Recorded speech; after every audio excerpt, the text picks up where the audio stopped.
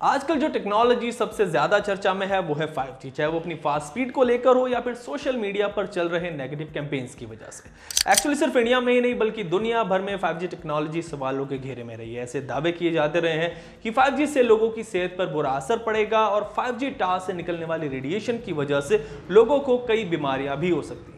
अभी पिछले महीने आपको याद होगा कि कैसे सोशल मीडिया पर क्लेम किया जा रहा था कि 5G रेडिएशन की वजह से ही इंडिया में कोरोना वायरस की सेकंड वेव आई है, और लोग ये भी कह रहे थे कि 5G रेडिएशन की वजह से हर जगह हवा में करंट फैला हुआ है, यानी अगर आप किसी चीज़ को छू रहे हैं तो करंट फील हो रहा है और इसकी वजह है 5G। वैसे गवर्नमेंट ने इन सभी क्लेम्स को फेक और बेस्टेस बताया था और इस पर एक स्टेटमेंट भी इशू किया था। और उसके बाद जैसे कोविड केसेस कम हुए, 5G रेडिएशन वाले मैसेजेस भी सोशल मीडिया पर कम होने लगे। लेकिन अब 5G रेडिएशन से खतरे वाला मामला दोबारा से मेन स्ट्रीम में आ गया है और अब Bollywood actor Juhi Chawla 5G technology के अगेंस्ट दिल्ली हाई कोर्ट पहुंच गई हैं।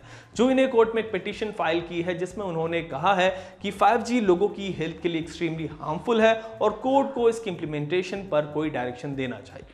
तो आज के इस टेक टॉक वीडियो में आपसे इसी पर बात करूंगा, बताऊंगा कि जूही ने अपनी पिटीशन में 5G से रिलेटेड और क्या कहा है और क्या इससे 5G इंप्लीमेंटेशन पर रोक लग सकती है या नहीं, इस पर भी बात करेंगे।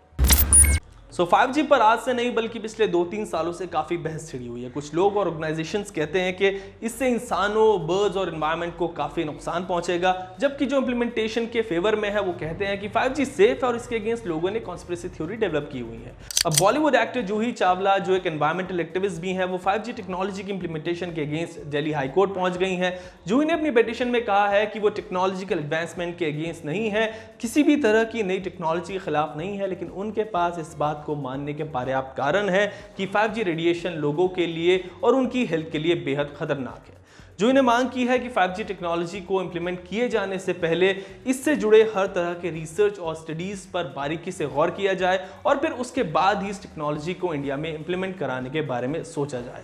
जूही ने अपनी इस पिटीशन में सरकार के टेलीकम्युनिकेशन डिपार्टमेंट से कहा है कि वो 5G टेक्नोलॉजी से आम लोगों पर, एनिमल्स और बर्ड्स पर और एनवायरनमेंट पर पड़ने वाले असर पर डिटेल्ड रिसर्च कंडक्ट करे और फिर उसकी रिपोर्ट के बेस पर ही 5G को इंडिया में इंप्लीमेंट करने या फिर न करने पर कोई डिसीजन ले।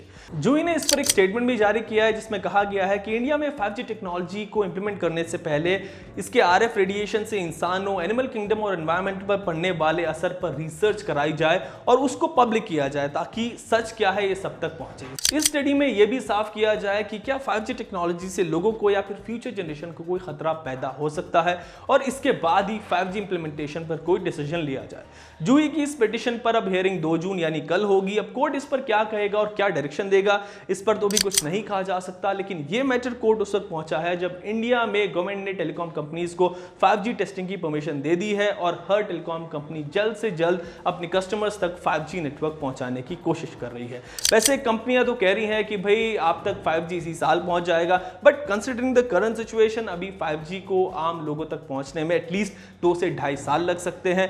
क्या इस वक्त पिटीशन की वजह से 5G टेस्टिंग या इंप्लीमेंटेशन पर रोक लग सकती है? Well, it depends upon courts order, but it's highly unlikely.